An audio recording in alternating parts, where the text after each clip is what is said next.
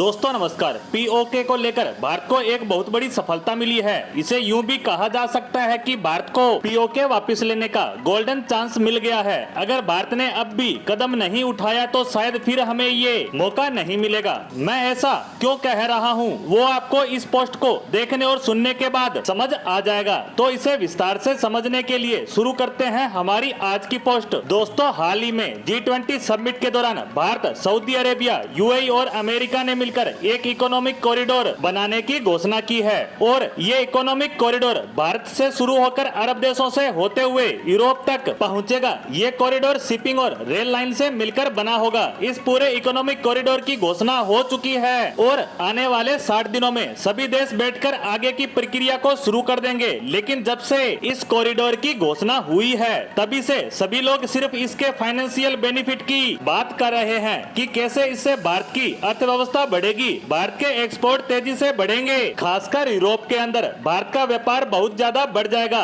कहीं ना कहीं ये बात सही भी है। इससे भारतीय व्यापार और अर्थव्यवस्था को बहुत ज्यादा बूम मिलेगा। लेकिन इस कॉरिडोर का सिर्फ फाइनेंशियल फायदा ही नहीं है, इससे भी बड़ा फायदा हमें जियोपॉलिटिक्स में मिलेगा। और सबसे खास बात, फाइनेंशियल बेनिफिट तो हमें तब मिलेगा जब ये पूरी तरह बनकर तैयार हो जाएगा। लेकिन अंतर्राष्ट्रीय राजनीति में डिप्लोमेटिक और जियोपॉलिटिक्स फायदा तो हमें अभी से मिलना शुरू हो चुका है। इसके बनने से पहले या यूं कहें इसकी अनाउंसमेंट ने ही हमारे लिए वह काम कर दिया जो बड़े बड़े प्रोजेक्ट नहीं कर पाए। दरअसल यूएई जो इस कॉरिडोर का हिस्सा होने जा रहा है, उसके डिप्टी प्राइम मिनिस्टर ने इस पूरे कॉरिडोर पर अपना स्टेटमेंट जारी किया और इस स्टेटमेंट में इस इकोनॉमिक कॉरिडोर का मैप भी दिखाया, जिसमें सबसे खास बात ये थी कि इस मैप में भारत के नक्शे में पीओके को भारत का हिस्सा दिखाया गया था। अब आप कहेंगे कि तो इसमें ऐसा क्या खास है, तो मैं बता दूं कि यूएई जो अरब देशों में दूसरा सबसे ताकतवर देश है, उसका शासक और रॉयल फैमिली का एक सीनियर सदस्य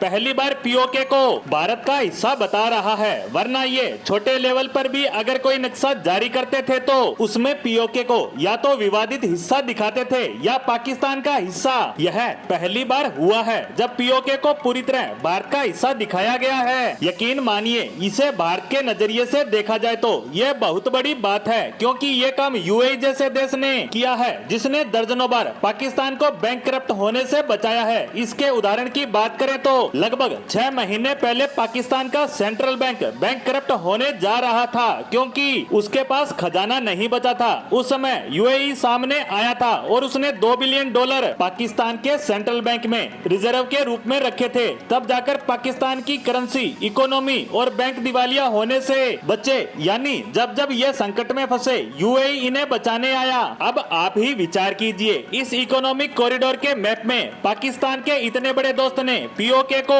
भारत का हिस्सा बताया है। इससे आप इस कॉरिडोर की ताकत को समझ गए होंगे, जिसके बनने से पहले ही यह सब हो रहा है। और जब यह बनकर तैयार हो जाएगा तो ये देश भारत पर निर्भर हो जाएंगे। तब भारत इनसे क्या क्या करवाएगा। और इसीलिए इस इकोनॉमिक कॉरिडोर को भारत के लिए सुनहरा चांस कहा जा रहा है पीओके वापिस लेने का। अगर भारत पीओके वापिस लेने का कदम उठाता है तो पाकिस्तान सबसे पहले इन्हीं अरब देशों के पास जाएगा और उन्हें भारत के खिलाफ भड़काएगा। लेकिन इस कॉरिडोर की बदौलत भारत इन तमाम देशों को कंट्रोल कर सकता है, क्योंकि ये देश धर्म के नाम पर पाकिस्तान द्वारा उठाए जा रहे फायदे को समझ चुके हैं और अब ये देश अपने फाइनेंशियल फायदे को सबसे पहले रखते हुए भारत के साथ अपने संबंधों को मजबूत कर रहे हैं। इसी के साथ पीओके पर आई इस महत्वपूर्ण खबर पर हमारी आज की पोस्ट को यहीं समाप्त करते हैं। धन्यवाद।